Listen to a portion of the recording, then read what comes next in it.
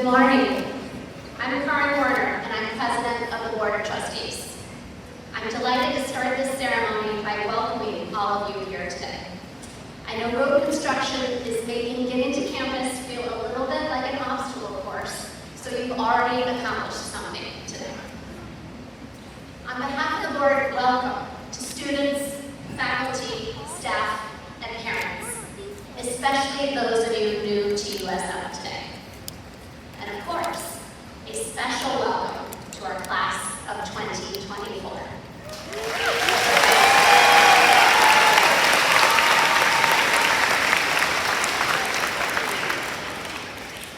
This opening ceremony is one that I look forward to every year. It highlights our tight-knit community, and we're especially tight today, and the continued transformation of our students as they progress through the school. Today is particularly poignant. It is my 15th day as a parent at USM, and my first with a child in a senior class. I know this class of 2024, many of whom have grown up at USM. Regardless of when you start USM, a core part of our mission is to know and value every child.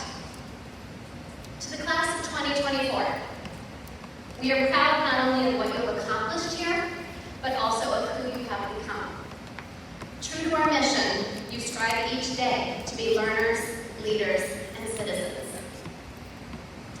Our family started USM in 2009 with a magical Mrs. Mackey PK year.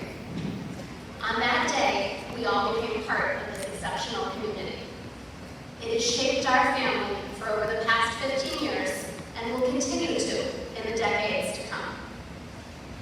Thank you to all of you, our USM families. We know you make sacrifices to allow your children this experience. You partner with the exceptional USM faculty to stretch and care for these kids every day. Of course, some days are better than others. With 3 teenagers in the house, I know that to be true. But pause amidst the busyness, periodically to remark at how far both you and they have come. I hope you each have a wonderful year here at USM, and now I'd like to reintroduce our beloved head of school, Steve Hancock.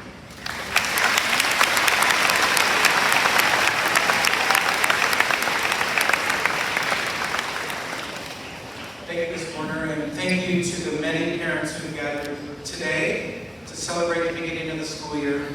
I know this is an exciting day for our senior parents especially, as we mark the march towards June commencement. And I look forward to walking with you on this journey. And also thank you to our 4th grade students up here, Jovan Marriage, Reagan Huffman, Estelle Brooks-Muscari, and Simon Feldner, for leading us in today and for representing your class and the lower school. And now you may return back to your classmates and your teachers.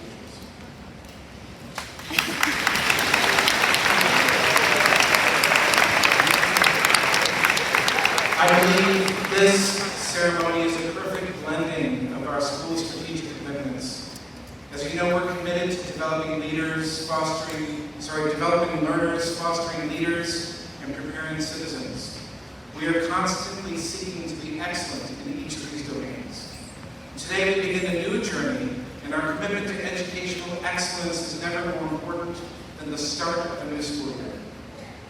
Additionally, we strive to create community and culture in our school, and we know that a student's relationship with a teacher is crucial to their ultimate success. That community extends to parents and alums who are connected to our school in innumerable ways. The common trust is the tie that binds us all together. And our third commitment is to the resources that we interact with each and every day. As we look around this beautiful campus, we can see the results of decades of generosity from many. We truly stand on the shoulders of giants. And the next time you're outside, look up at the newly renovated tower, our icon for excellence. This summer we replaced boards and windows and bricks, yet we were careful to maintain the signatures of those students who spent their school career at USM. And kindergartners, we hope you will sign your name to the tower in just 13 short years.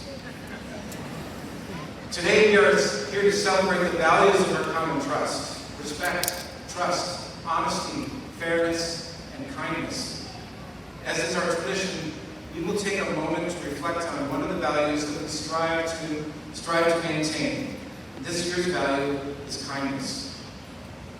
This past year, a dedicated group worked together to define each of the common trust values, and we adopted these definitions at the end of last school year.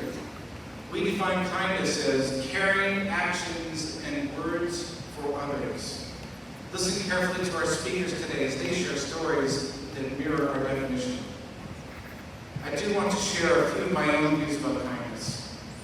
One of my favorite books beautifully encapsulates the essence of kindness, Wonder by R.J. Kowalski.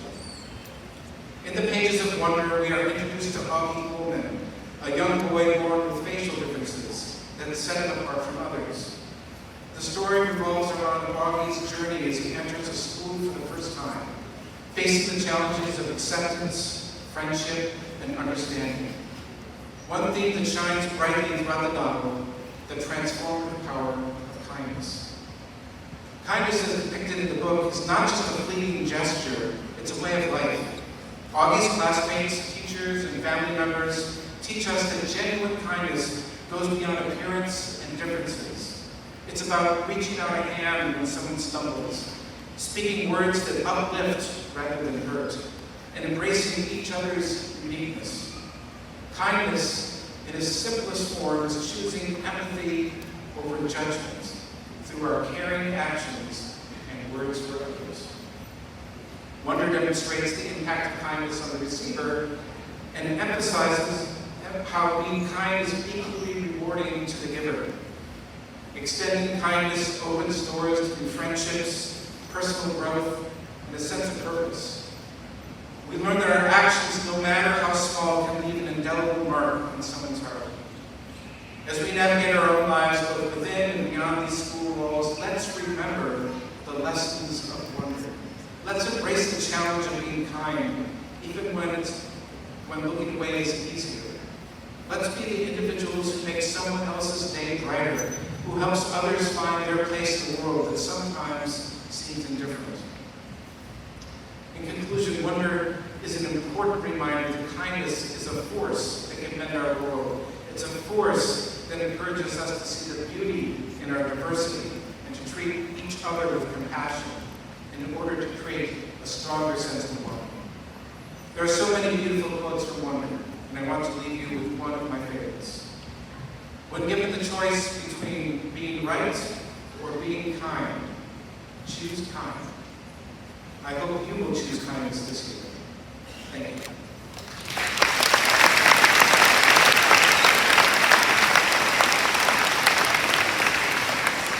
Now please welcome students from the middle school who will lead us in the Pledge of Allegiance. On stage we'll sing the United States flag and the Class of 2024 flag. This class flag will fly proudly each time we celebrate the Class of 2024 over the next many decades.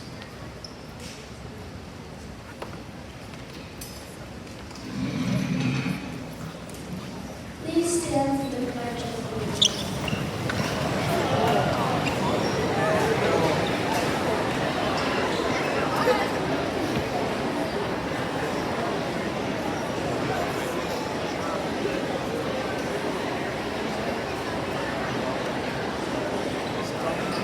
You're okay, right where you are.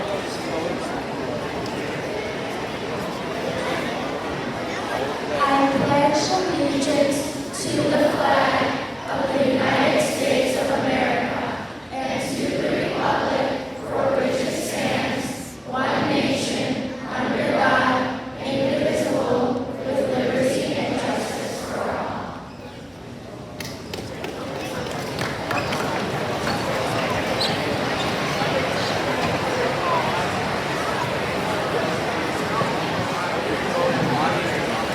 Today we hear from our 6 senior prefects who are leaders and role models in our school.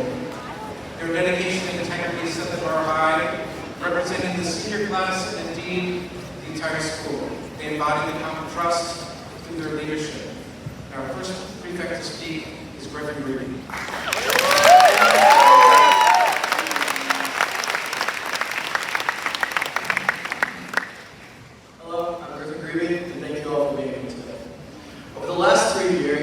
family has become enamored with the show Ted Lasso. It began as an activity to fill our time during quarantine. By this summer, we were die-hard AFC Richmond fans. Ted Lasso, the character, is the embodiment of how kindness is contagious. When Ted first got to London to coach AFC Richmond, he was met with harsh contempt by the fans, by his team, and essentially everyone around him. His own owner didn't believe in him to do a good job. So, how did he turn the tables to the point where, by the end of season 3, everyone was heartbroken when he returned to America? Well, Ted is the king of killing people with kindness. While Ted began to win people over as the show went on, he didn't stop having haters. However, every time that he was met with hatred, he did not reciprocate those feelings. He simply took the high road and was kind to those who hadn't earned it. And not only did this benefit him, but it ended up creating a winning club. By the end of the show, their locker room chemistry was unparalleled, and that connection between players showed out on the pitch. When you are kind to those around you, even those who haven't warranted it, it truly does pay off in the long run. Let's all try to be a little bit more like Ted Lasso this year. Thank you.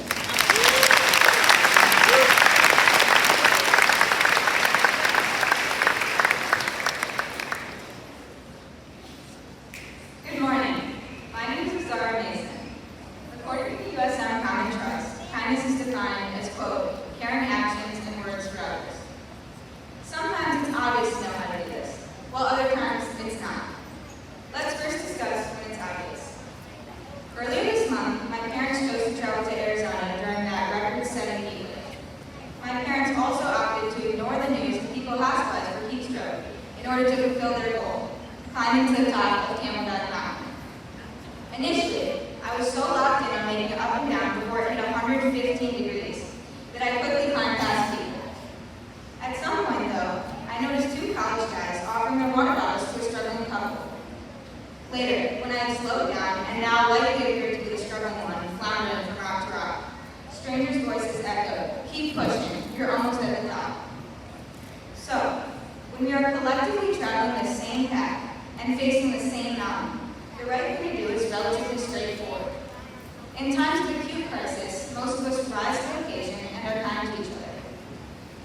It's when we are off the metaphorical mountain and are on the regular roads of our lives, facing our own unique speed bumps, turns, and hills, that it becomes less transparent how to be kind. Let me suggest first approaching others with a genuine curiosity to understand their backgrounds, experiences, perspectives, hopes, and fears. After taking the time to do so, we're often in position to engage in meaningful acts of kindness. We'll then recognize what caring actions or words at the right time, in the right manner, can have a profound impact on the other person. For example, your teacher you learn gets migraines, struggling to quiet down a rowdy class after lunch. Your teammate you know sometimes gets anxious, appearing to be off their game during practice. Or even, for those of you who get to know me, Azara, somewhat despondent in the hallways the morning after a pivotal Blue State Warriors loss. Sorry, Mr. Holiday. While we all know that giving water to someone in triple digit need is probably the right thing to do, each of the scenarios I just mentioned require a unique act of uplifting kindness. To conclude, I'll build on Maya Angelou's words. Take the time to figure out what random acts of kindness will make you the rainbow in someone else's cloudy day. Thank you.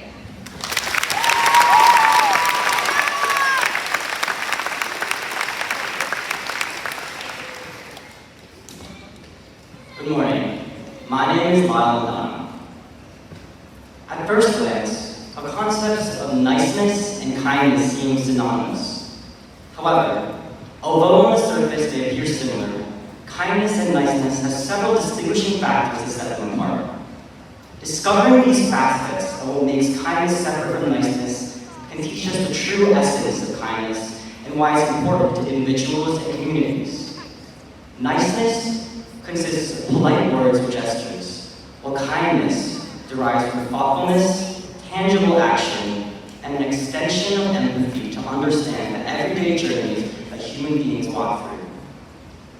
A nice gesture would be wishing someone a happy birthday, while a kind action could be giving said person a thoughtful present or a card. A expressing concern for a sick neighbor is a polite gesture. But going out of the way to drop off cookies or warm soup shows kindness. Kindness also might mean not telling someone a nice thing. By telling someone something they don't want to hear, it can mean telling them what they need to hear. Understanding and being kind to people means sometimes disappointing them or even angering them.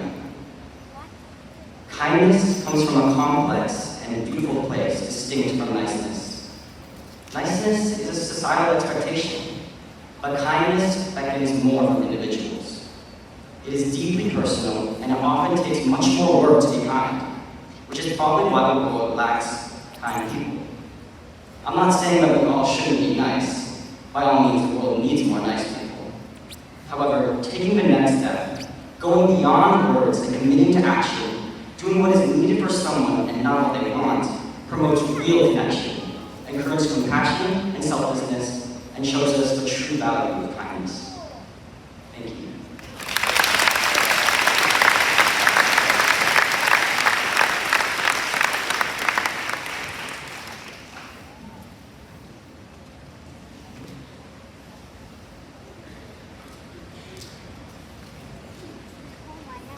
Hello, USM.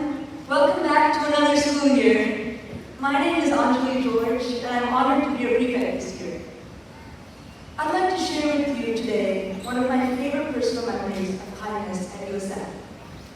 The day when I first visited this school as a second grader. I remember being rather shy and nervous back then, and I really didn't feel ready to move to a new school.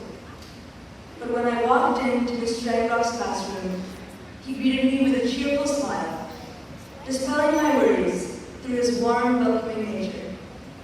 After talking with him, even just for a really short while, I felt completely at ease. And the students quickly reached out to me too. Throughout the duration of my visit, they took extra care to include me in their conversations and invite me into their groups during recess. I had a lot of fun that day, and I suddenly felt very excited to transition to this school because of those small acts of kindness. All these years later, the exact details of that first visit have slowly faded from my memory. But the depth of emotion that I felt that day, my utter relief and overwhelming sense of joy, remain as strongly entrenched in my heart as the first time that I visited this school. Acts of kindness, even the smallest ones, can impact other people in ways you may not even realize. Over the years, I've continued to find kindness throughout the USM community, from the faculty and staff and the students here. As we welcome another school year, I'm truly hopeful for the future, knowing that when other students join this community, we will be extending that same hand of kindness, which so inspired me. Thank you so much.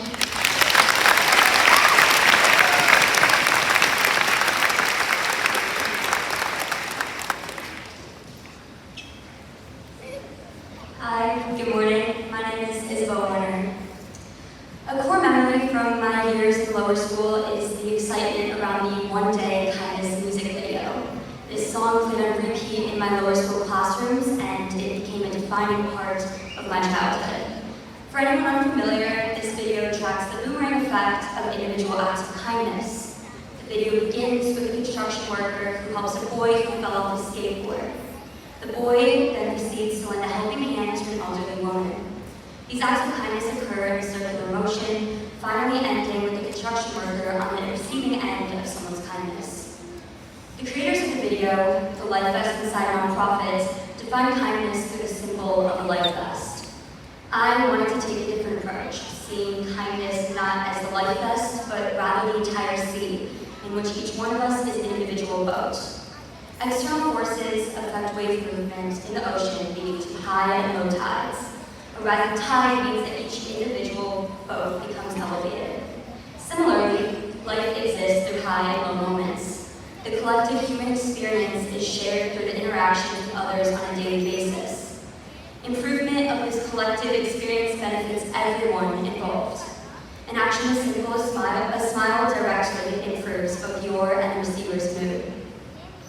I encourage each one of you to act kindly both today and moving forward. Compliment someone. For example, I love your dress, and your t-shirt is really cool. Wave it to someone in the hallway. Hold the door an extra second. Just talk to someone at a lunch table. Kindness truly does flow in waves. You never know when the tide might shift, and being on the receiving end of an action will be needed most. Thank you.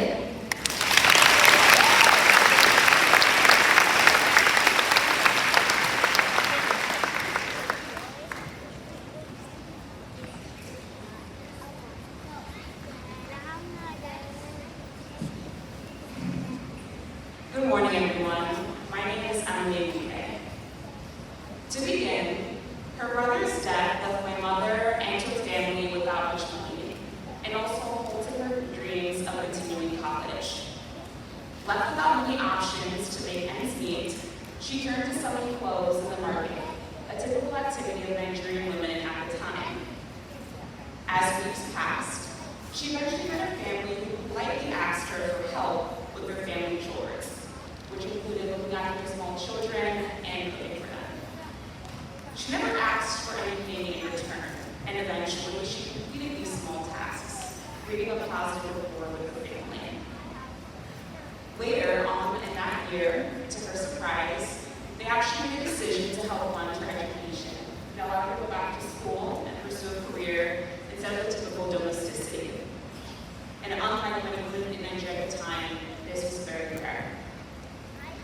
In this instance in particular, my mother's kindness was reciprocated. However, every single day, we are faced with a decision to be kind to others or even to have a helping hand to others, even when we can't see the direct reward. Kindness often first takes the form of engagement. Do we care enough to ask or recognize when someone's in need of a kind gesture or a helping hand? Then, do we take an extra step to act on that inquiry? It must be noted then that taking that extra step isn't necessarily easy, but that's what makes kindness so valuable. You have to be selfless. In order to better your communities, your families, your teams, your peers, and your planet, hold yourself accountable to give out those kind gestures every single day, and to make sure you put kindness out into our world, which is in desperate need of it. Thank you.